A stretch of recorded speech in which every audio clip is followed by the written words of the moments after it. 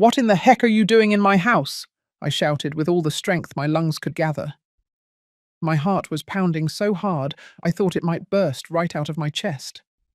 Before me, kneeling near the front door of my very own house, were my son, Robert, and his wife, Hope, tools in their hands, trying to force the lock. A huge moving van was parked right in front of my lawn, the back door wide open with some of my furniture already loaded inside. Dad, weren't you supposed to be travelling for 2 weeks? Robert went completely pale, as if he'd just seen a ghost. The tools dropped from his hands with a metallic clang that echoed in the silence of that afternoon. Father-in-law, we were just... Hope stammered, her eyes darting nervously between the truck and me, desperately searching for some believable excuse. But let me tell you how I got to this moment. Let me tell you how a simple change of plans turned into the most painful revelation of my life. My name is Frank Miller. I'm 67 years old, and I've been a widower for 5 years. My wife, Mary Ann, was the love of my life for 42 years of marriage.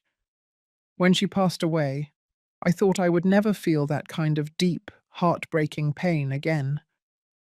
I was wrong, because the pain I felt that afternoon, looking at my only son trying to rob me, was different. It was a betrayal that cut deeper than anything else. That morning had started like any other. I got up early at 6:00 o'clock, as always. I brewed my coffee and checked my suitcase for the third time. I had planned this trip for months. My younger sister, who lives in Boston, had insisted that I come to visit her. Frank, you need to get out of that house. You need a distraction, to do something different, she would tell me over the phone every week. And she was right. Since Mary Ann died, I had barely left home, this house we built together, where we raised Robert, where we celebrated birthdays, Christmases, where we lived a whole life. Every corner held a memory, every room told a story. The taxi arrived on time at 8:00 a.m. I took one last look at my house, locked the door, and put the keys in my pocket. Robert knew I was going on a trip. We had talked about the trip 2 weeks before. He had even come to visit me the day before, to say goodbye and wish me a good trip. Now I understand that visit had a completely different purpose. The Los Angeles International Airport was crowded as always. I checked in, went through security, and sat in the waiting area with my favorite book. My flight was scheduled for 11:00 a.m., but at 10:30, a voice announced over the loudspeakers that our flight had been cancelled due to technical issues with the aircraft. They offered to reschedule it for the next day, but something inside me simply said, "Go home." I can't explain exactly what it was. Maybe a father's intuition, maybe the instinct of a man who has lived long enough to feel when something isn't right. But I decided not to wait. I grabbed my suitcase, left the airport, and called another taxi to head back home. The trip back took 40 minutes. I looked out the window, watching the familiar streets of my city go by, thinking that maybe I could try to catch the flight the next day, or maybe it was a sign that I shouldn't travel at all. Mary Ann always said I was very superstitious, but she also believed in signs of destiny. When the taxi turned onto my street, something immediately caught my attention. There was a big truck parked right in front of my house. It was one of those moving trucks you rent by the day. My first reaction was to think that maybe a neighbor was moving, but as I got closer, my stomach clenched. The truck was parked exactly in front of my driveway, and the back door was open. I paid the driver and got out of the car with my suitcase, feeling every step way heavier. My legs were trembling slightly. Something was terribly wrong. I could feel it in every fiber of my being. I walked slowly up the driveway, and that's when I saw them. My son, Robert, my only son, the boy I raised, whom I fed, whom I hugged when he had nightmares. He was kneeling in front of my door with a tool in his hand, and next to him his wife, Hope, holding a screwdriver. Both were completely focused on forcing the lock of my house. For a second, my mind couldn't process what I was seeing. I just stood there, paralyzed, watching a scene that seemed straight out of a nightmare. Behind them, inside the truck, I could see some of my furniture. I recognized my old side table, the one I inherited from my father. I recognized the dining room chairs that Mary Ann and I bought on our 10th anniversary. That's when I yelled, "What in the heck are you doing in my house?" Robert dropped the tools and stood up so fast he almost lost his balance. His face shifted from shock to panic in a matter of seconds. Hope froze with the screwdriver still in her hand, her mouth opening and closing without making any sound. "Dad, weren't you supposed to be traveling for 2 weeks?" Robert stammered, and I could see sweat forming on his forehead, even though it wasn't hot.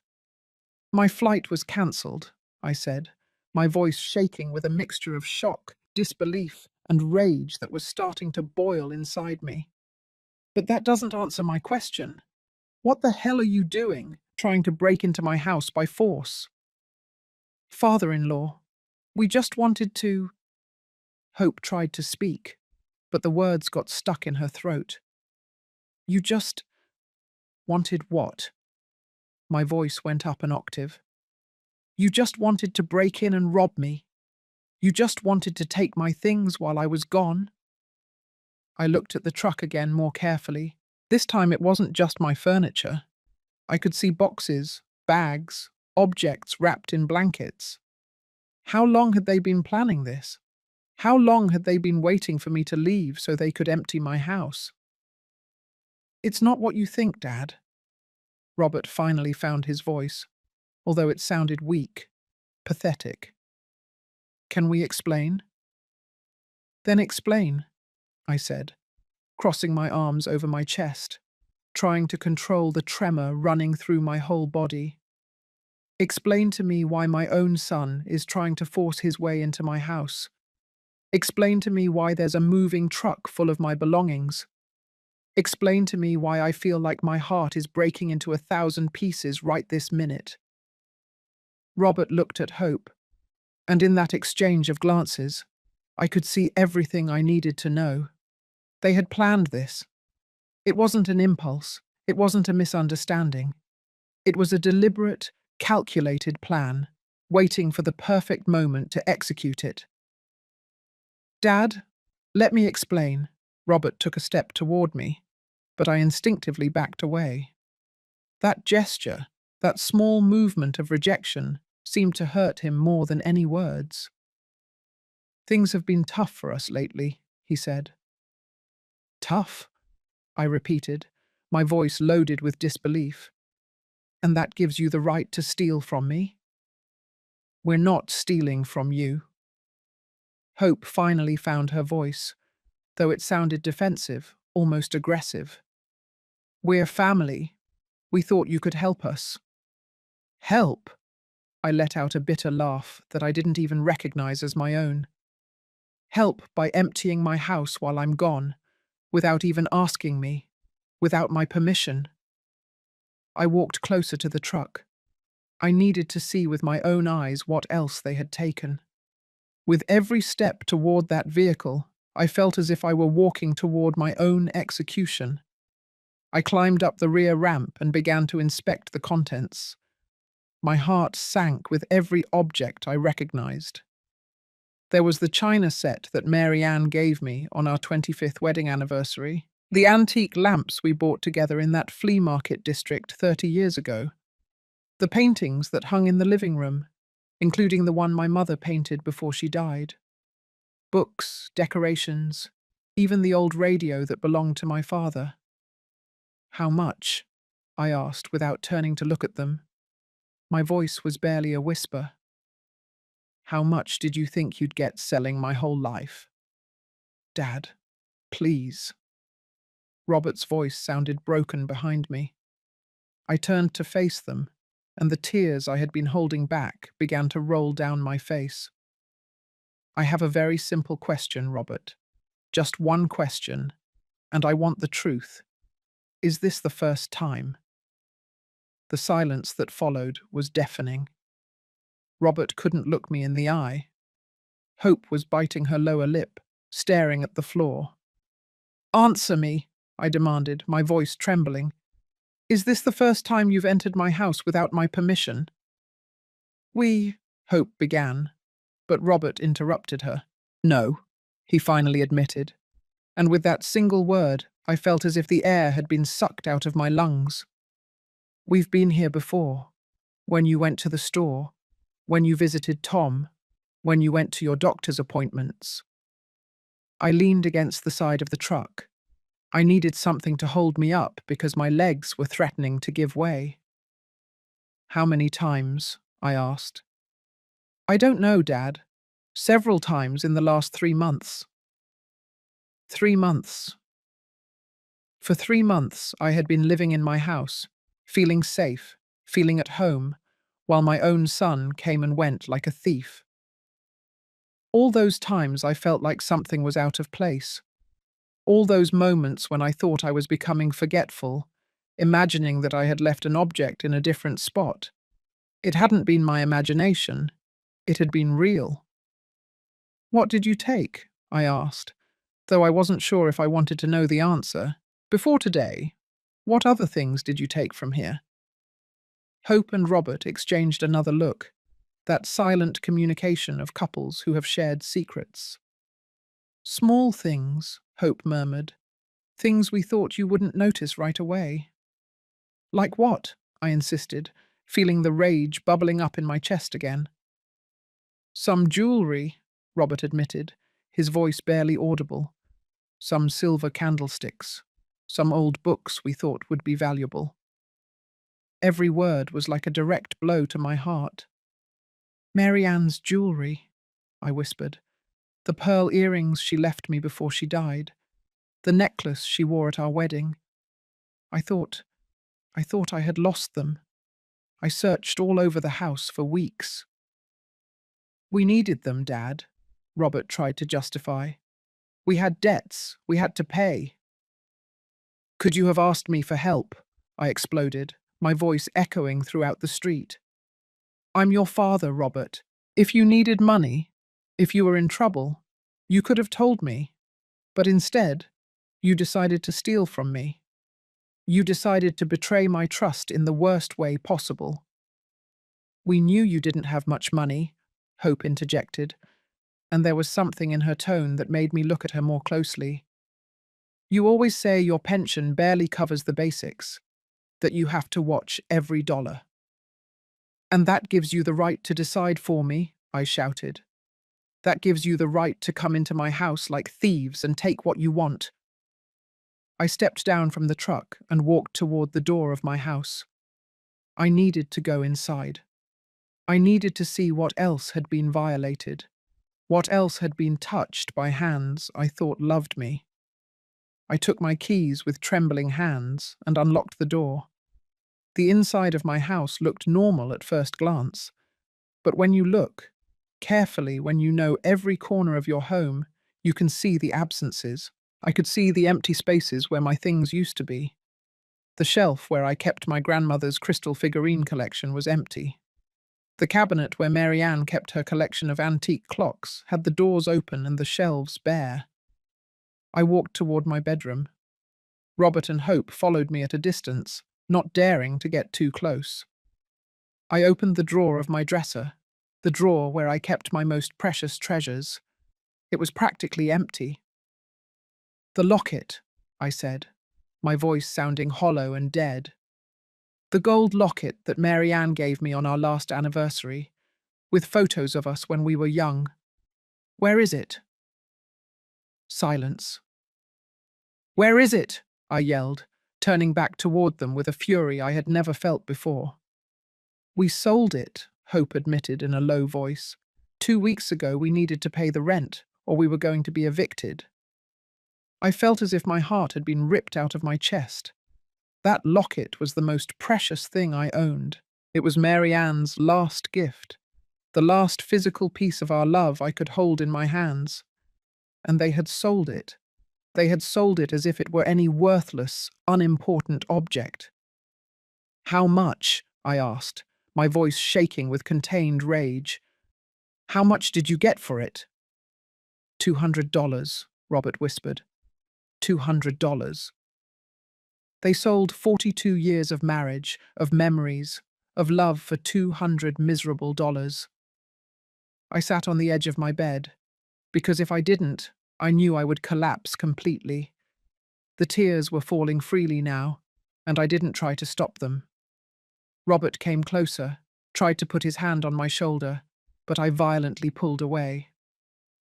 "Don't touch me," I said in an icy voice. "Don't you dare touch me." "Dad, I'm so sorry," Robert sobbed. "We didn't want it to come to this. We thought if you were gone for 2 weeks, we could take enough stuff to solve our problems, and you would never have to know." "And then what, Robert?" I asked, looking him directly in the eyes. "Then what?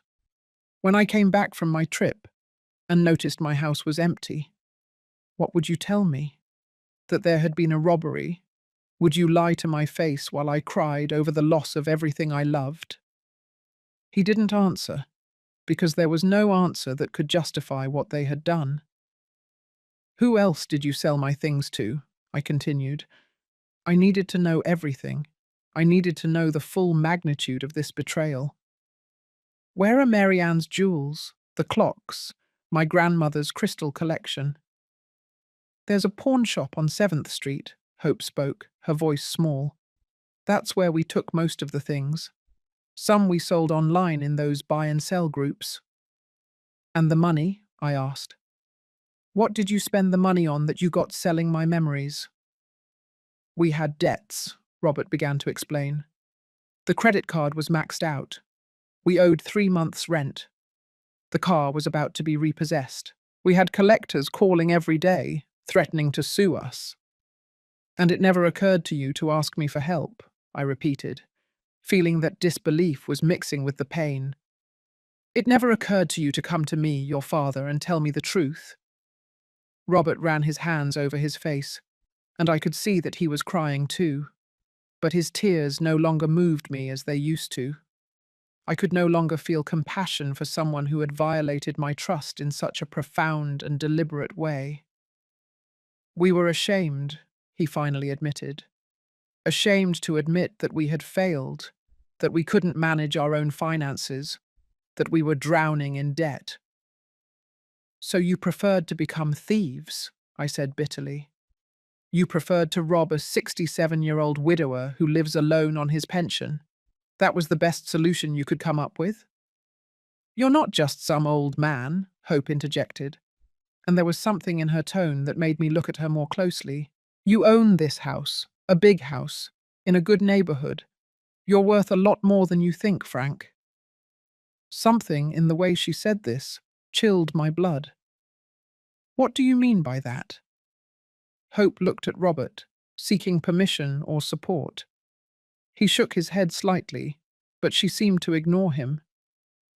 "This house is worth at least $300,000, Hope said, her words dropping like stones in the silence of the room. "Probably more. And you live here alone in this huge house with all these empty rooms, while we can barely afford a one-bedroom apartment in the worst part of the city." There was the full truth finally exposed. It wasn't just about the debts. It was about resentment. It was about greed. "So you thought I didn't deserve to live in my own house?" I said slowly, processing the magnitude of what I was hearing. "You thought I had too much and you too little." "It's not fair," Hope raised her voice, all pretense of remorse gone from her face. "We work 60 hours a week, and we can barely survive while you sit here alone in this mansion." "This is not a mansion," I replied, my voice trembling. "It's the home that Mary Ann and I built with 40 years of hard work. It's the house we paid for with every dollar we earned, sacrificing vacations, luxuries, everything you can imagine. This house is full of memories of a lifetime." "Memories don't pay the bills," Hope replied coldly. Hope, shut up, Robert finally exploded. Just shut your mouth already. But it was too late. She had already said too much. The whole plan was now exposed before me in all its horrible clarity. They didn't just want to steal my belongings, they wanted to steal my home, the only place in the world where I felt safe, where I could still feel Mary Ann's presence. Get out, I said with a calm but firm voice. Get out of my house right now. Dad, please let me explain. Robert tried to approach again. There's nothing to explain, I interrupted him. I want you out of my house immediately, and I want you to return everything that's in that truck. Now. We can't do that now, Hope said coldly. Some of those things we already sold. They don't exist anymore. Then you're going to pay me for them, I said, surprising myself with the firmness in my voice. You're going to pay me every single dollar of the value of everything you stole, or I'm calling the police. You're going to call the police on your own son? Hope laughed. Don't be ridiculous. You're too weak to do that. Try me. I looked her directly in the eyes, and something in my expression must have scared her, because she took a step back. Dad, please, Robert was openly sobbing. We don't want it to end like this. We're family. Family doesn't steal from each other, I responded, feeling every word tear me up inside. Family doesn't conspire to take everything away from one of its own. What you did is not what a family does. It's what strangers do, what criminals do. I pulled my cell phone out of my pocket with trembling hands. Robert saw it and went even paler. Who are you going to call? He asked in a fearful voice. First, I'm going to call Tom, I said, referring to my neighbor and best friend. He's a witness. I need someone else here to see what you've done. Then I'm going to call a locksmith, because I'm changing all the locks on this house today. And then I'm calling my lawyer. Dad, you can't do this, Robert pleaded. You're going to ruin us. If you call the police, I'll have a record. I won't be able to get a job. You're going to destroy us. You destroyed yourselves, I replied, dialing Tom's number. I didn't do anything, except be foolish enough to trust my own son. The phone rang twice before Tom answered. Frank, I thought you'd be on the plane. Tom, I need you to come to my house immediately, I said, my voice breaking slightly. What happened? I need a witness. I'm on my way, he responded without asking questions, and I could hear the sound of a door closing on the other end of the line. Tom lived 3 houses down. He would be here in minutes. I hung up the phone and looked at Robert and Hope. You have 2 options. You can stay here and wait for Tom to arrive, and then we call the police together. Or you can start putting everything in that truck back right now.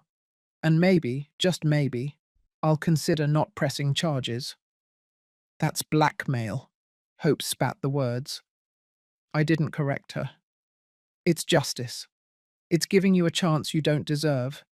A chance I never had, when you decided to turn my home into your personal store. Robert looked at the truck parked outside. Then he looked at me, and finally he looked at Hope. I could see the conflict on his face, the internal battle between the son he once was and the man he had become. Okay, Robert finally gave in, his voice barely a defeated whisper. We'll put everything back. What? Hope looked at him in disbelief. Robert, you can't be serious. Enough, Hope. Robert ran his hands over his face, looking exhausted and defeated. This has gone too far, much farther than it should have.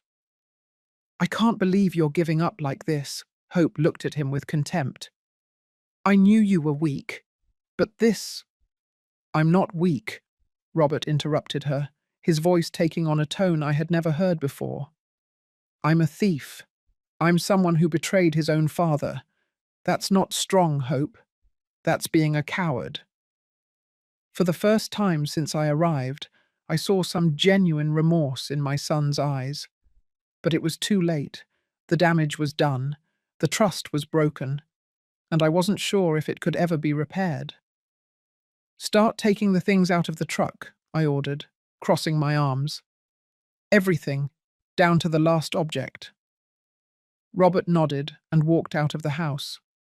Hope followed him, but not without giving me a look full of pure resentment. I stayed in my bedroom, looking at the empty drawer where my most cherished treasures used to be, feeling a void in my chest that I knew no returned object could fill. I heard hurried footsteps outside, and then Tom's familiar voice. "Frank, where are you?" "In my bedroom," I called out. Tom appeared in the doorway, breathless from running. He was a man my age, 65 years old, with short grey hair and insightful eyes that missed nothing. He had been my neighbour for 20 years and my best friend for 15. "What happened?" he asked, and then, "My God, is that Robert out there?" His eyes widened in surprise as he saw my son and his wife unloading furniture from the truck. "What is going on?" I told him everything, every painful detail, every devastating confession. Tom listened in silence, his expression shifting from surprise to disbelief, and finally to indignation. "That ungrateful jerk," he growled when I finished. "That miserable after everything you've done for him." "I don't know what to do, Tom," I admitted, feeling the tears threaten to return. "He's my son, my only son. How can I turn him in? How can I call the police and ruin his life?" "He ruined his own life." Tom put his hand on my shoulder. "And he almost ruined yours too, Frank. What they did is serious. It's not just theft. It's premeditated.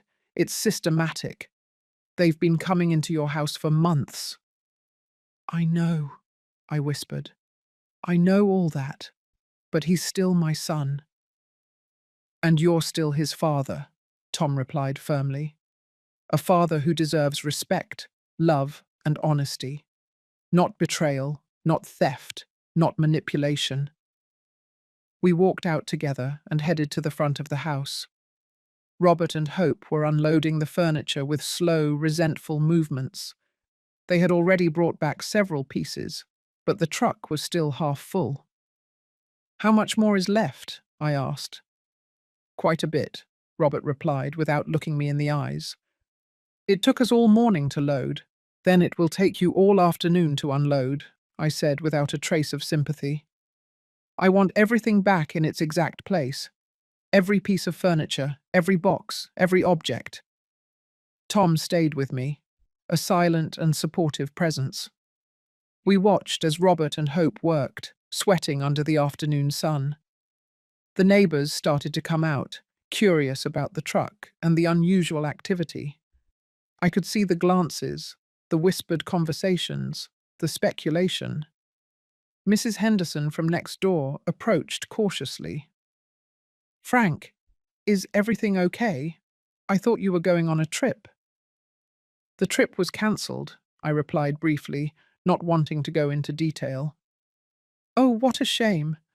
Well, if you need anything—" She let the offer hang in the air before walking away, clearly sensing there was more to the story, but not daring to ask directly. 2 hours passed. The sun was beginning to set on the horizon when the truck was finally empty. I went inside the house to inspect, with Tom following me closely. The furniture was back, but everything looked different. It was no longer my safe sanctuary. Now it was a place that had been violated, invaded, profaned. "A lot of things are still missing," I said, looking at the empty spaces that still remained. "The jewellery, the clocks, the locket, the crystal collection." "We sold them," Robert admitted, walking in behind us. "We can't give them back, because we don't have them anymore." "Then you're going to give me a list," I said in a firm voice. "A complete list of everything you sold, where you sold it, when, and for how much." And you're going to pay me the real value of each object, not the pittance you probably got at the pawn shop. We don't have that money, Hope protested. We told you we're broke. Then you'll get the money, I replied coldly. You'll get extra jobs, you'll do whatever it takes, but you will pay me every dollar. And if we can't, Hope challenged me. Then I'm pressing charges, I said simply. I have a witness now, I pointed to Tom. I have evidence of attempted breaking and entering. I have your confession recorded. I lifted my cell phone and watched as both of them went pale when they realized I had been recording the entire conversation since Tom arrived. That's cheating, Hope accused. No, Tom intervened in an icy voice. That's smart. It's protecting yourself from people who clearly have no scruples. Robert slumped onto the couch, looking completely defeated. How much time do we have? You have 1 month, I decided right then. 1 month to get the money and return the value of everything you stole, or I'm going to the police with everything I have. 1 month isn't enough, Hope protested. The debts we have total more than $15,000, and that's not counting what we owe you. That's not my problem, I said, and every word hurt because I knew I was closing a door, possibly forever. You had 3 months to steal from me. You have 1 month to compensate me. You're cruel, Hope spat the words. I didn't correct her. I'm fair, I replied. Something you clearly don't understand. I picked up my phone again and dialed another number. This time it was the locksmith, James Brown, whom I had used before when I lost my keys a few years ago. Hello, this is Frank Miller. I need to change all the locks on my house, all of them. Can you come today? It's urgent. The locksmith said he could be there in an hour. I hung up and looked at Robert and Hope. You have 1 hour before the locksmith arrives, I said. After that, you will never be able to enter this house again without my explicit permission. Dad, please. Robert stood up, approaching me with his hands outstretched in supplication. Don't do this. I'm still your son. A son who stole from me, I replied, feeling my heart break with every word. A son who conspired to take away my home. A son who sold my deceased wife's last gift for $200 miserable dollars. I was desperate, Robert sobbed. I didn't know what else to do. You could have asked me for help, I repeated for the umpteenth time. Could you have come to me with the truth? Yes, I don't have much money, but I would have sold some things myself. I would have gotten a loan. I would have done something. But you took that option away from me.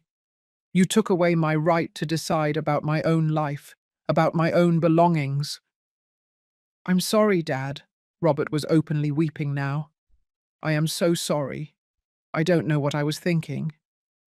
You were thinking about yourself, I said sadly. Only about yourself. Tom gently took me by the arm. Frank, why don't you sit down? You've had a terrible day. I sat down, suddenly feeling exhausted. The whole weight of the day, of the shock, of the betrayal, fell upon me like a giant wave. I sat on my favourite couch, the one Mary Ann and I had bought together so many years ago, and closed my eyes. I listened to Tom talk to Robert and Hope in a low but firm voice, making it clear that he would stay there until they left. I heard the sound of traffic outside, the chirping of birds in the garden trees, all those everyday sounds that suddenly seemed to belong to another life, to another world where my son was not a thief. When I opened my eyes, the locksmith had already arrived. He was a middle-aged man named James, who had worked on my house before. He greeted me with a kind smile that faded when he saw my expression and the tense atmosphere in the room. Mr. Miller, you said it was urgent, he commented, looking cautiously at Robert and Hope, who were sitting in silence on the other side of the room. Yes, I need you to change all the locks, I confirmed, getting up with effort.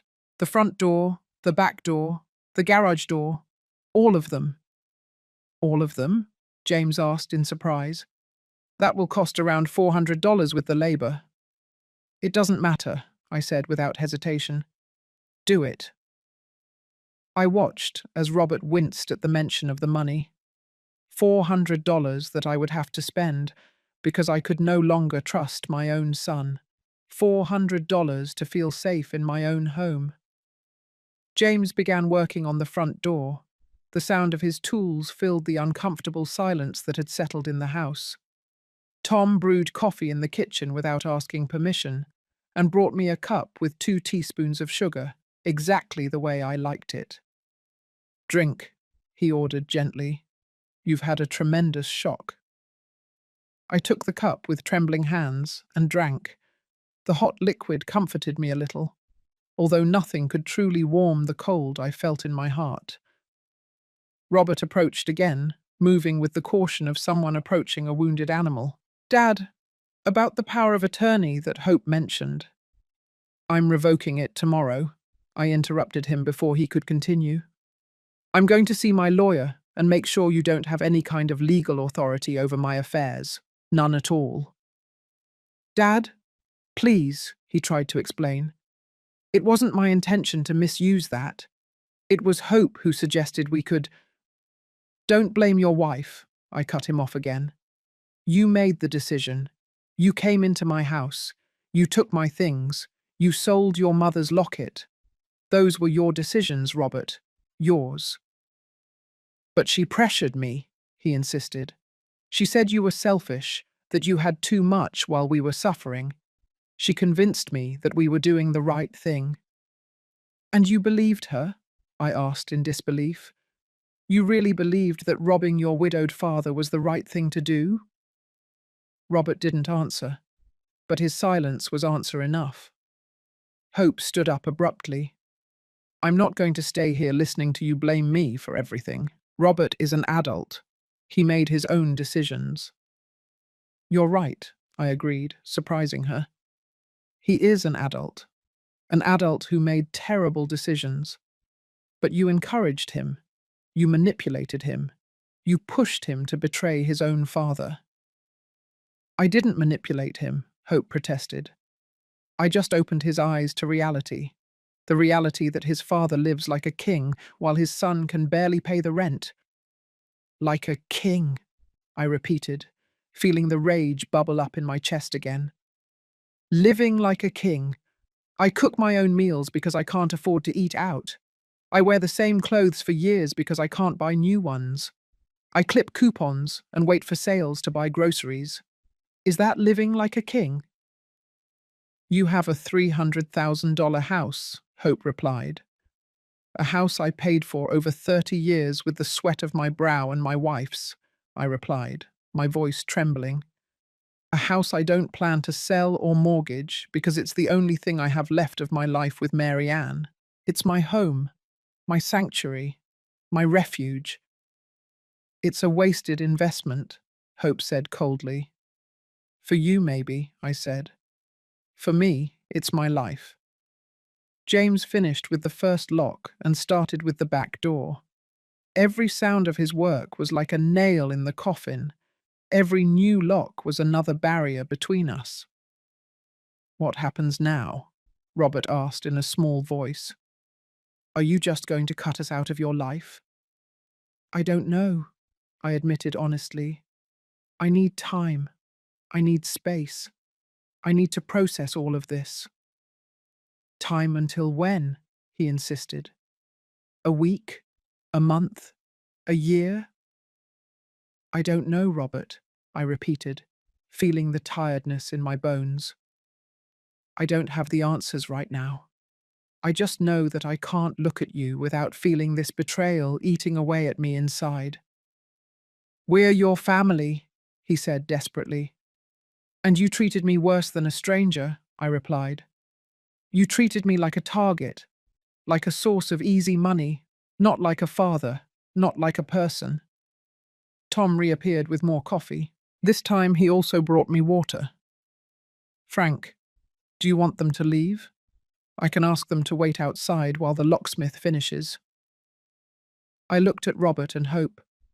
My son looked destroyed, with red, swollen eyes from crying so much. Hope looked resentful but defeated, knowing she had lost this battle. Part of me wanted to kick them out immediately, never see them again. But another part, the part that was still a father despite everything, wanted to hug him and tell him that everything would be all right. But I couldn't do that. Not yet. Maybe never. They can stay until the locksmith finishes, I decided. But after that, I want you to leave and not come back without calling first. If you show up here unannounced, I will call the police. You would call the police on your own son? Robert asked in disbelief. After today, I don't know what you're capable of, I replied with brutal honesty. So yes, I would call the police if I needed to protect myself. Those words seemed to hit him harder than anything else I had said. He sank back onto the couch, his head in his hands, silently sobbing. James worked for another hour, changed 3 locks in total, and gave me a complete set of new keys. He also offered to install additional security locks, but I declined. I had spent enough money for today. Mr. Miller, if you need to change the locks again or have any security issues, don't hesitate to call me, James said, finishing putting away his tools. He gave me his card and a compassionate look that suggested he had understood more of the situation than I would have liked. I paid him in cash, money I had saved for emergencies.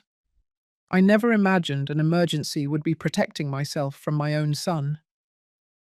After James left, I turned to Robert and Hope. It's time for you to go. Robert stood up slowly like a man walking toward his execution. Dad, can I at least give you a hug? Can I at least say goodbye properly?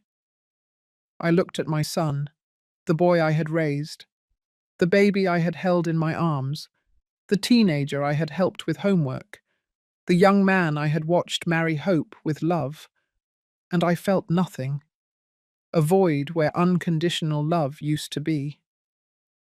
No, I said simply. Right now I can't stand for you to touch me.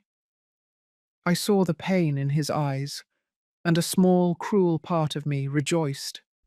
I wanted him to feel even a fraction of the pain I was feeling.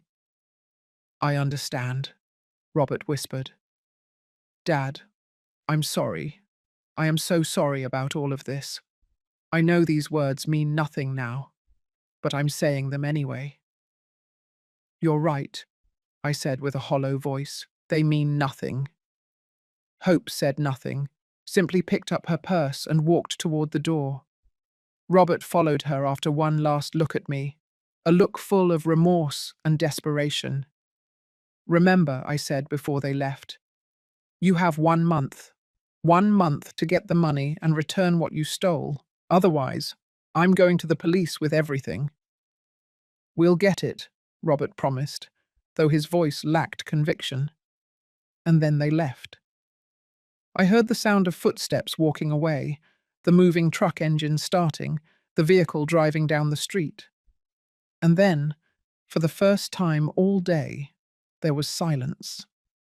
Tom closed the door and engaged the new lock.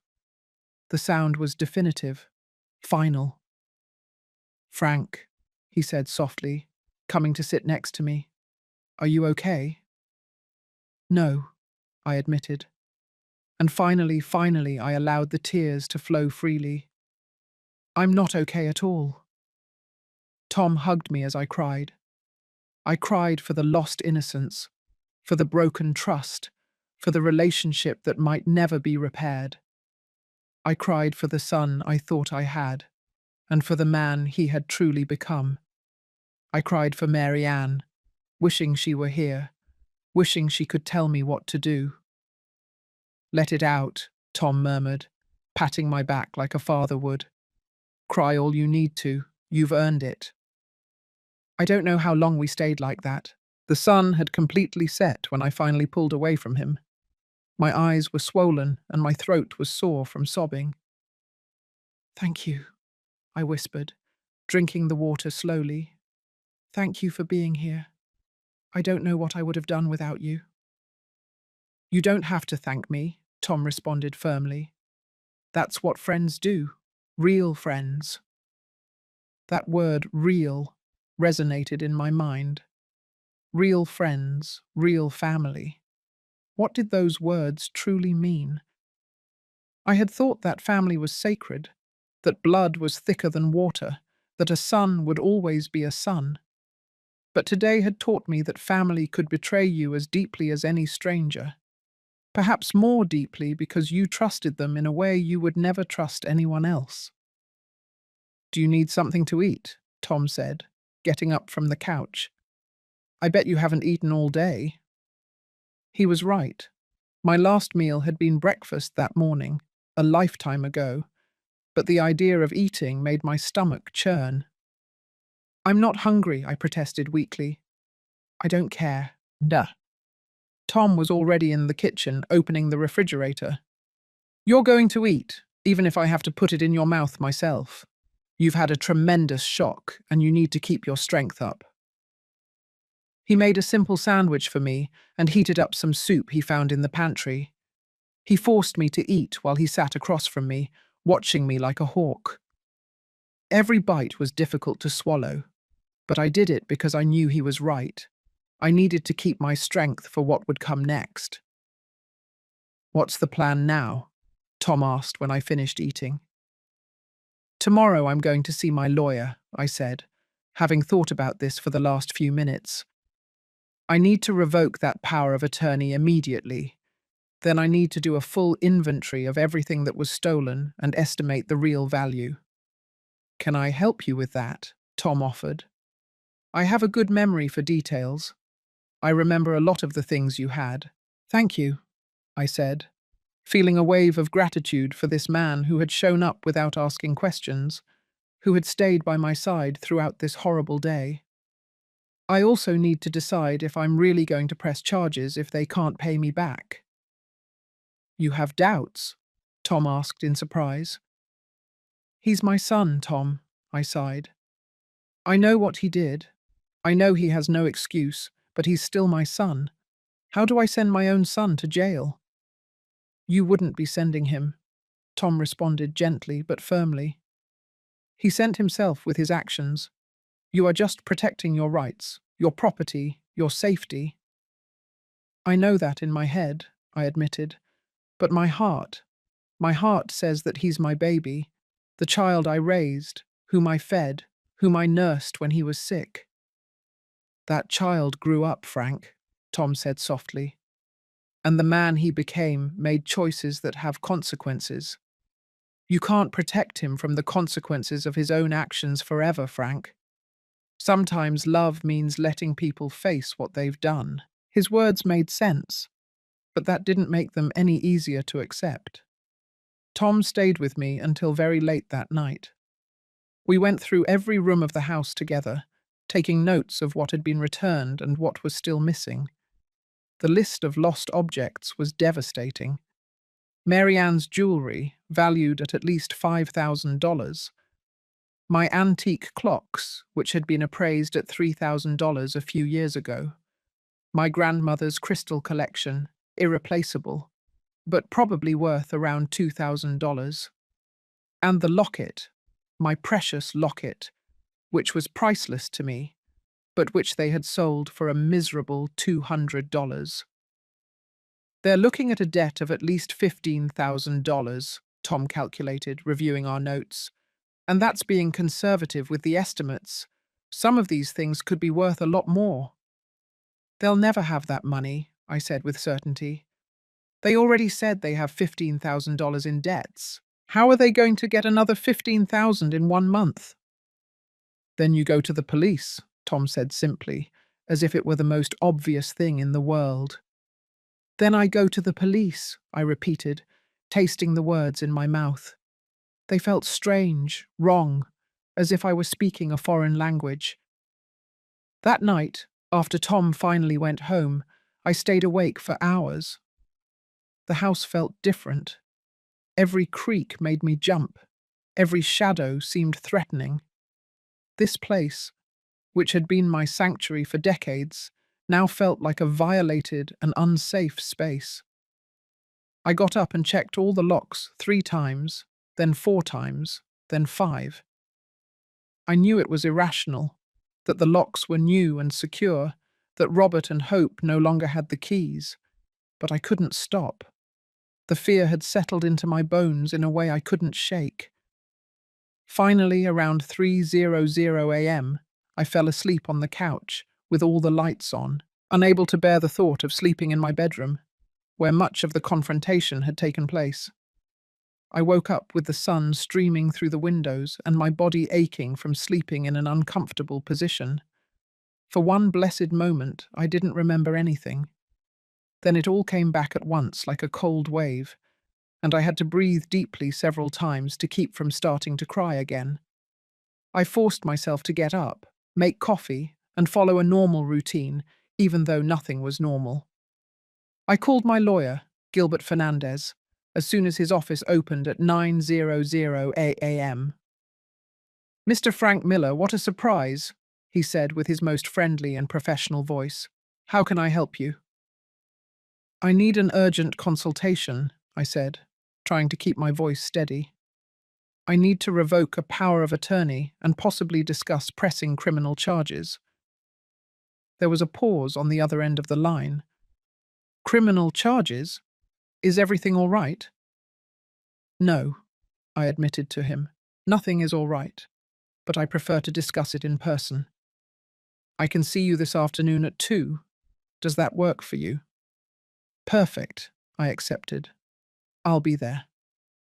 I spent the next hours preparing for the meeting. I organized all my notes, the recording of the confrontation with Robert and Hope, the photos I had taken of the moving truck, and the objects being returned. Tom was right about being meticulous with the documentation. If this was going to end up with the police, I needed solid evidence. At 1:00, I put on my best suit, one that Mary Ann always said made me look powerful and sharp. I needed to feel powerful today. I needed to feel like I still had control over something in my life. Gilbert's office was downtown, in an old but well-maintained building. I had known him for years. He had handled the sale of our first house. He had helped with Mary Ann's will. He had been a constant presence in the important legal moments of my life. His secretary showed me in immediately. Gilbert stood up from his desk when I entered, and his concerned expression told me that something in my appearance revealed the trauma I had experienced. "Mr. Miller, please take a seat," he said, pointing to a comfortable chair across from his desk. Are you well?" "I'm not well," I said honestly, sitting down. "I'm not well, but I need your help to sort this out." And then I told him everything, every painful detail of that horrible day. Gilbert listened without interrupting, taking occasional notes, his expression becoming more serious with each revelation. "This is serious, Mr. Miller," he said when I finished. "Very serious. We are talking about theft, possible document forgery, conspiracy. Your son could face years in prison." "I know," I whispered. "That's why I'm so devastated." "I understand your conflict," Gilbert said with compassion. "He is your son, but you also need to protect yourself. First, let's revoke that power of attorney immediately. I can prepare the documents today." "Thank you," I said with relief. "Second, we need to decide on the criminal charges," he continued. "You have solid evidence, the recording, your neighbor's testimony. The facts are clear, but once you press charges, there's no turning back. The legal process will run its course." "I gave them 1 month," I explained. 1 month to return the value of what they stole." Gilbert nodded thoughtfully, clasping his hands on his desk. "1 month is reasonable considering the circumstances, but we need to formalize this. It can't just be a verbal agreement. We need a legal document that clearly sets out the terms. What kind of document? I asked, relieved to have someone who knew how to handle this professionally. I will prepare a restitution agreement, Gilbert explained. In it, we will detail every stolen object, its estimated value, and the total amount they must return. We will also include a specific deadline, 30 days from the signing, and the consequences if they don't comply, which would be the immediate filing of criminal charges. Would they have to sign it? I asked. Yes, he confirmed, and we would need them to do it in front of a notary public.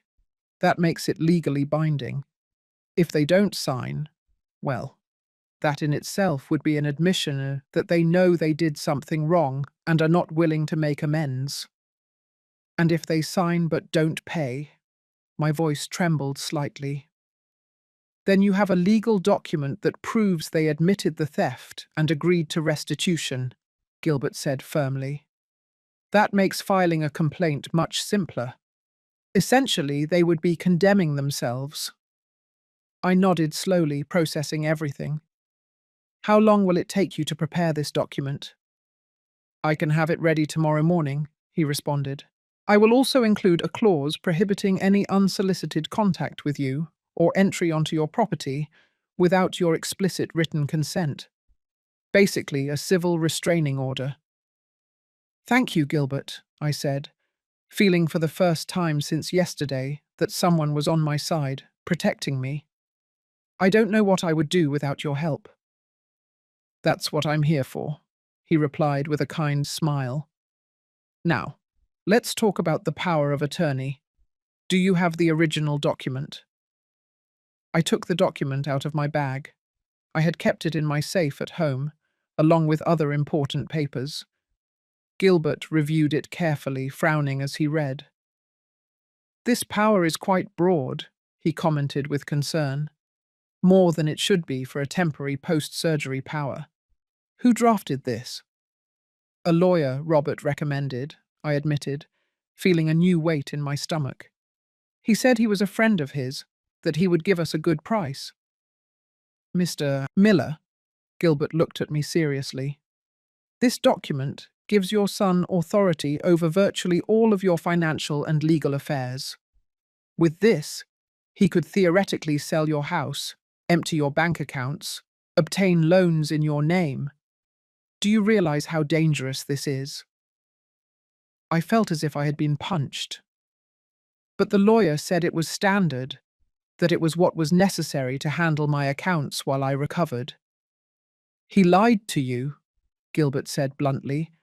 Either he was incompetent, or he did it intentionally. I suspect it was the latter. Do you remember his name? I gave him the name, and I saw Gilbert's expression darken even more.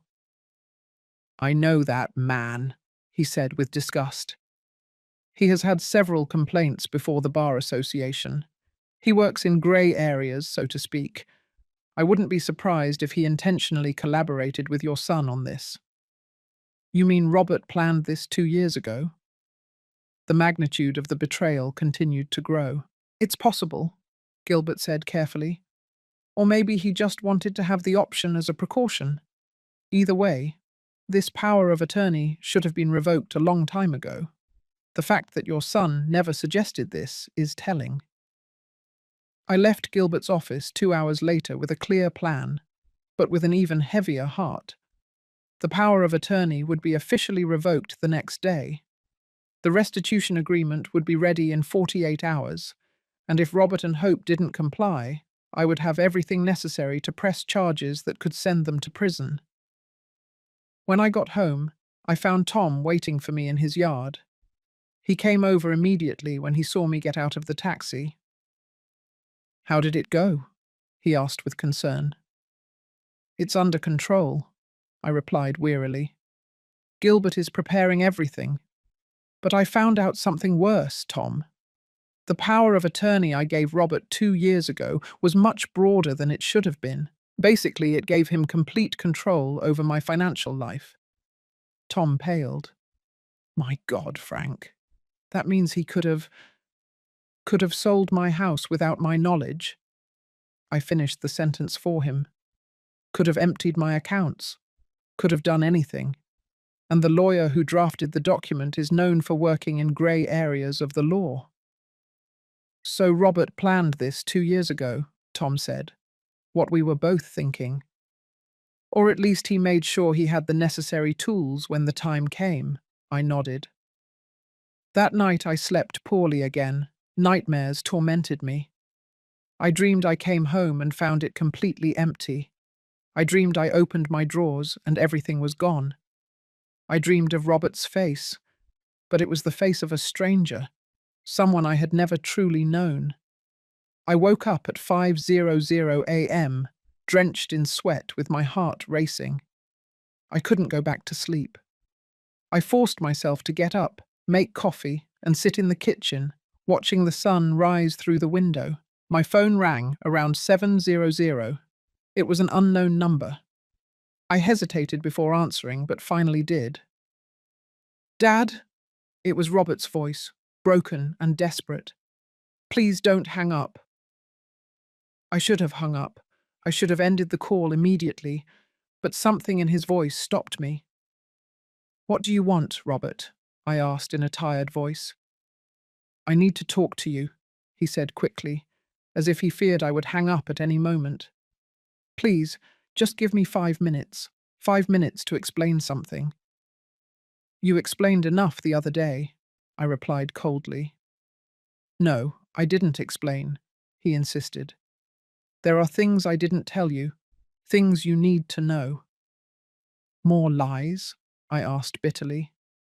No, the truth, the whole truth I should have told you months ago. I sighed deeply. Against my better judgment, against all the warnings in my head, I said, You have 5 minutes. Talk. I heard him take a deep breath on the other end of the line. I lost my job 8 months ago. Not 3 months like I told you. 8 months ago I was laid off due to a company restructuring. My hand clenched on the phone. And why didn't you tell me? Shame, he admitted. Pure shame. You had always been so proud of me, of my career, of how well I was doing. I couldn't bear to tell you that I had failed. Losing a job isn't failing, Robert, I said, feeling a mixture of frustration and pain. It's something that happens to people. You could have told me. I know now. His voice was trembling. But at that moment, I could only think about how I was going to disappoint you. So I lied. I told you everything was fine, that the job was great, that we were well off financially. While you were sinking into debt, I said, beginning to understand the whole picture. Yes, he confirmed. We used credit cards to maintain an appearance of normalcy, to pay the rent, to buy groceries, so it would look like everything was okay when I came to visit you. And then the debts grew so much that you couldn't even make the minimum payments? And that's when Hope started talking about you, Robert said. About how you lived alone in that big house. About how you had all those old things that were worth money. At first I ignored her, but the debts kept growing. The collectors wouldn't stop calling. We were about to be evicted. And then you decided your father was the easy solution, I finished for him. It wasn't like that, he protested weakly. Or maybe it was. I don't know anymore, Dad. My head was so confused, I was so desperate. Hope kept saying we would just take a few things, things you wouldn't notice right away, just enough to get us out of the hole. And the locket? I asked, my voice breaking. That was just getting out of the hole. Silence on the other end of the line, then in a voice barely audible. We needed to pay the rent. We were going to be thrown out on the street that very day. The locket was the most valuable thing we could find quickly. Dad, I'm so sorry. If I could go back in time. But you can't, I interrupted him. You can't go back in time, Robert. You can't undo what you did. You can't give me back the trust you broke. I know, Robert sobbed on the other end of the line. I know, and it's killing me. Every time I close my eyes, I see your face, that expression when you discovered us. I've never seen so much pain in your eyes, Dad, and to know that I caused that pain. Why did you call me, Robert? I asked, interrupting his self-pitying monologue. What do you really want? I want you to know that Hope and I are separating, he said, and those words took me completely by surprise. What? That was all I could say. After we left your house the other day, we had the most horrible fight of our marriage, he explained. The worst. I told her we never should have done what we did, that it was unforgivable. She said I was weak, that I was pathetic for feeling guilty. She said you had more than you needed, and that there was nothing wrong with taking what was ours by right. What was yours by right? I repeated in disbelief. Nothing in my house belonged to you, Robert. Exactly what I told her, he continued. And she insisted we were family, that family shares everything, that your house should practically be ours too. That's when I realized something terrible, Dad. What? I asked. That she never truly loved me. His voice completely broke. She loved me for what I could give her, for the security I provided, for the future possibilities. And when I lost my job and could no longer maintain that image, she started looking for other ways to get what she wanted. And I was stupid and desperate enough to play along. I felt a strange mixture of emotions. Part of me wanted to comfort my son, tell him everything would be okay. But another part, the part that still bled from the betrayal, remained cold and distant. That doesn't excuse what you did, I finally said. Hope may have suggested the idea, but you made the decision. You came into my house. You took my things. You sold your mother's locket. Those were your decisions, Robert. Yours. You're right, he admitted. And I'm going to make things right, Dad. I got a job yesterday. It's nothing great, just a night shift at a warehouse, but it pays well. And I also got a second job during the day at a gas station. Between the two jobs, I can earn about $2,000 a month. I did quick mental calculations. That wasn't enough to pay $15,000 in 1 month. I know, he said with frustration. I've been thinking about this non-stop. I'm trying to sell my car. I could get about $4,000 for it. And I have some things I can sell. My computer, my guitar, anything of value. And Hope? I asked. Is she contributing to this? She left, he said simply. She packed her bags last night and went to live with her sister. She said that if I was stupid enough to ruin our lives for a selfish old man, then she didn't want to be a part of it. The phrase, selfish old man, hit me like a slap. That's how she saw me. That's how she had probably seen me for years. I had just been too blind to notice. So you're alone, I observed. Yes, he confirmed. But maybe that's what I need. Maybe I've needed to be alone for a long time, to figure out who I really am, without someone else telling me what to think or what to do. Robert, I appreciate you calling me and telling me all this, I said carefully, but this doesn't change the situation. My lawyer is preparing a restitution agreement. You will have to sign it in front of a notary public, and if you cannot pay the full amount in 1 month, I will have to press charges. I understand, he said with a resigned voice, and I accept it. Whatever you do, Dad, I accept it. I deserve whatever you decide to do. It's not about what you deserve, I replied, feeling the tiredness in every word. It's about protecting myself, making sure this never happens again. It will never happen again, he promised vehemently. I swear on Mum's memory that I will never do anything like this again. The mention of Marianne cut through me like a knife. Don't swear on your mother, I said with a trembling voice. Don't bring her name into this. She would be devastated if she knew what you did. I know, Robert sobbed. And that's what hurts the most, knowing that I not only disappointed my father, but also my mother's memory. We ended the call shortly after. There wasn't much more to say. Robert promised to be available to sign the agreement when it was ready. I didn't promise him anything. I couldn't promise forgiveness. I couldn't promise a repaired relationship.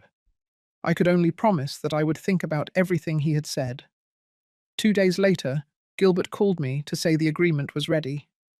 Robert came to his office that afternoon, looking haggard and exhausted. He had dark circles as if he hadn't slept in days. He had lost weight. His clothes hung loosely on him. "Hi, Dad," he said when he saw me.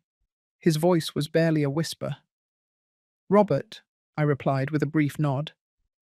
Gilbert had us sit down and explained the terms of the agreement. Robert listened in silence, nodding occasionally. When Gilbert finished, Robert signed without asking questions, without trying to negotiate. His signature trembled slightly on the paper. "I understand that I probably won't be able to pay everything in 1 month," he said after signing, "but I want you to know that I'm going to try with everything I have, and if I can't, I'll accept the consequences. I'm not going to run away. I'm not going to hide. I will face what I did." I nodded, not trusting my voice to speak. Seeing him like this, so broken and defeated, broke my heart. Despite everything, he was still my son. That part would never change, no matter what he had done. The following weeks were the hardest of my life. Every day I woke up feeling the weight of the decision I would have to make. Robert called me weekly to report his progress. He had sold his car for $4,000.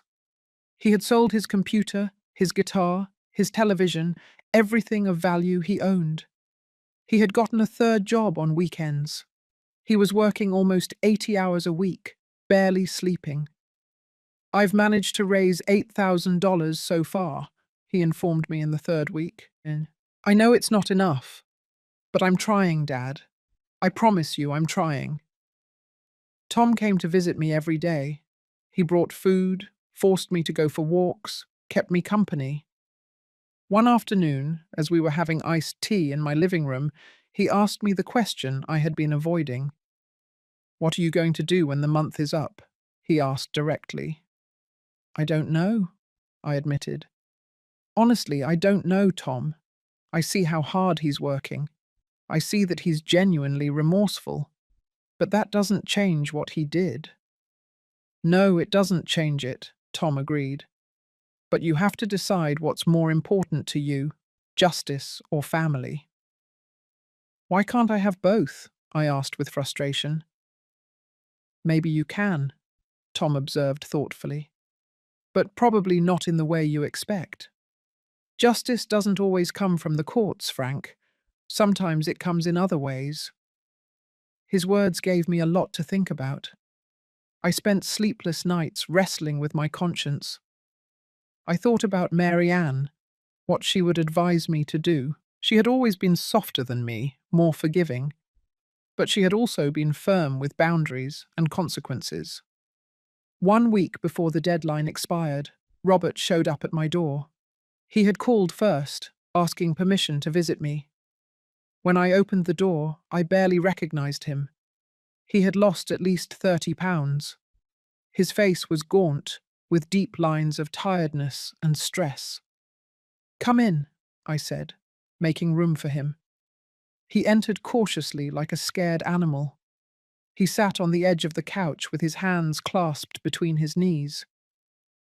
"I have $10,000, he said without preamble. "I know it's not enough. I'm short 5,000. I tried everything, Dad. I worked until I thought I was going to pass out. I sold everything I owned. I even tried to get a loan. But without a stable job and with my credit score ruined, no bank would give me anything." "Robert," I began, but he raised his hand. "Let me finish, please," he pleaded. "I know the agreement says that if I don't pay the full amount, you will press charges, and I understand that. I accept it. But before you do, I need to tell you something. I'm listening, I said softly. These last 30 days have been the worst of my life, he began, his voice trembling. But they have also been the most revealing. Working all these jobs, living with almost nothing, having time to think about what I did, about who I had become. I realized something, Dad. What? I asked. I realized that I had lost my way a long time ago, he continued, tears streaming down his face. Mum died, and I didn't know how to handle it. Instead of talking to you, instead of processing my grief, I just buried it. I focused on work, on pretending everything was fine, on being what I thought I should be. I felt my own throat closing up. We hadn't really talked about Mary Ann's death, not the way we should have. We had both suffered in silence, each trying to protect the other. And then I met Hope, he continued, and she was so sure of herself, so determined. She made me feel like I could be strong again. But what I was really doing was letting someone else make decisions for me, letting someone else tell me who I should be. Robert, we all make mistakes in relationships, I said softly. That doesn't justify. I know, he interrupted me. I'm not trying to justify anything. I'm just trying to explain how I got to the point where I thought robbing my own father was an acceptable option. I had lost my moral compass, Dad. I had lost sight of who I really was. He wiped the tears with the back of his hand, a gesture so familiar from when he was a child that I felt a sharp pain in my chest. These 30 days working non-stop, living with almost nothing, facing what I did, it was like waking up from a nightmare, he said. And I realized something else. I realized that what I regret the most is not that you discovered me, it's that I did this in the first place. It's that I betrayed everything you taught me about honesty and integrity. What do you expect me to do with this, Robert? I asked, my voice breaking. What do you expect me to say? Nothing, he replied, surprising me. I don't expect your forgiveness. I don't expect you to forget what I did. I just wanted you to know that these 30 days changed my life. They taught me who I never want to be again. And no matter what you decide to do, whether to press charges or not, I'm going to spend the rest of my life trying to be the man Dad would have wanted me to be. We sat in silence for a long moment. I could hear the wall clock ticking, the same clock Mary Ann and I had bought on our trip to Europe 25 years ago. Every tick seemed to mark the weight of the decision I had to make. Do you still have the $10,000? I finally asked. Robert nodded, pulling a thick envelope from his jacket. It's all here in cash, as the agreement specified. I took the envelope, feeling its weight in my hands. $10,000. 30 days of grueling work, of sacrifice, of facing the consequences. It wasn't the full amount, but it was evidence of a genuine effort. I'm going to keep this, I said, and I saw his shoulders relax with relief. But I'm not going to press charges. Not yet. What? His voice was full of cautious hope. Listen to me carefully, Robert, I said firmly. I am not forgiving what you did. I'm not saying it's okay. I'm saying I see your effort. I see your genuine remorse. And I believe that sending you to jail won't fix our relationship, nor will it give me back what I lost. Then what? He started to ask. The remaining $5,000, I continued. You are going to pay back with time. With time. With time? He asked, confused. Once a month, I explained, forming the idea as I spoke. You will come to my house. You will help me with things I need, repairs, yard work, whatever. And we will talk. Really talk. Not just superficialities. We will talk about your mother, about your grief, about how to rebuild trust. I saw the surprise on his face. You're giving me another chance? I'm giving you the chance to earn one, I corrected. But understand this clearly. The locks are still changed. You will never have keys to this house again. If you want to visit me, you will call first. If I need help, I will call you. But you will never enter my house again without an invitation. Understood? Understood. He nodded vigorously. Dad, I promise I won't disappoint you again. That's what I expect, I said, feeling the weight of years fall from my shoulders. Because this is your last chance, Robert. If you ever betray my trust again, in any way, there will be no more conversations. I will press charges immediately. I won't. I won't, he promised. I swear on Mum's memory, on everything that is sacred. This time, when he mentioned Mary Ann, it didn't hurt as much because I could almost see my wife approving this decision. She had always believed in second chances, always believed in redemption, but she had also believed in consequences and clear boundaries. Robert stayed a little longer. We had coffee together, something we hadn't done in months. The conversation was awkward at first, full of pauses and tense silences, but gradually we started talking about real things. He talked about how hard it had been to lose his mother, how he had felt he had to be strong for me, when in reality he was devastated too. I talked about my own loneliness, how every day in this big house reminded me of what I had lost. We should have had these conversations 5 years ago, I said finally. Yes, Robert agreed, but I guess it's better late than never. When he left that night, I hugged him for the first time since the day of the confrontation. It wasn't like before. There wasn't that unconditional warmth and trust, but it was a start, a small step towards something that perhaps with time and effort it could heal. Tom came to visit me the next day, curious to know what I had decided. I'm not pressing charges, I told him, at least not for now. Are you sure? He asked, studying my face carefully. No, I admitted. Honestly, I'm not sure of anything, but I am sure that sending my son to jail won't give me back what I lost. It won't give me back Mary Ann's locket. It won't give me back the trust. It would only add more pain to an already painful situation. You're stronger than you think, Tom said, taking my hand.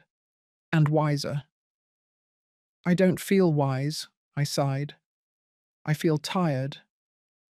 Forgiveness is tiring, Tom observed, but resentment is more tiring, and resentment lasts longer. He was right, as always. In the weeks that followed, Robert kept his word. He called before every visit. He came once a week to help with household chores. He fixed the garden fence that had been broken for months. He cleaned the gutters. He painted the guest room, which had needed a fresh coat of paint for years. And we talked. We talked about Mary Ann, about the good times and the difficult ones. We talked about his childhood, about the memories we shared. Slowly, very slowly, we began to rebuild something. It wasn't what we had before. That was lost forever. But it was something new, something built on honesty and clear boundaries instead of assumptions and blind trust. Months later, as I sat in my living room on a quiet afternoon, I realized the house felt different. It no longer felt violated or unsafe. It felt like my home, but a home I now protected with greater care. The new locks were not just metal and mechanisms. They were symbols of healthy boundaries, of necessary protection. I thought about everything I had lost. Mary Ann's jewellery, my clocks, the precious locket. I would never get them back. That pain would remain forever. But I had also gained something. I had gained knowledge of my own strength. I had learned that love doesn't mean allowing yourself to be hurt. I had learned that forgiving doesn't mean forgetting or pretending that nothing happened. I stood up and walked toward the front door, passing my hand over the new lock. I remembered the words Tom had said months ago, words that now resonated with deep truth in my heart. Not every closed door is resentment, I whispered to myself. Some are protection. I closed my eyes and could feel Mary Ann's presence around me, in every corner of this house we built together. And I knew with a deep certainty that she would be proud of me, not necessarily for forgiving our son, but for protecting myself first, for setting boundaries, for knowing that true love includes respect, and that respect requires limits. Outside, the sun was beginning to set, painting the sky with shades of orange and pink. It was the end of a day, but also the beginning of something new, a new way of living, perhaps more cautious, but also more conscious, stronger, more mine. And for the first time in a long time, I felt at peace. 3 years later, Robert and I have a different but solid relationship. He has never had keys to my house again, but he hasn't asked for them either.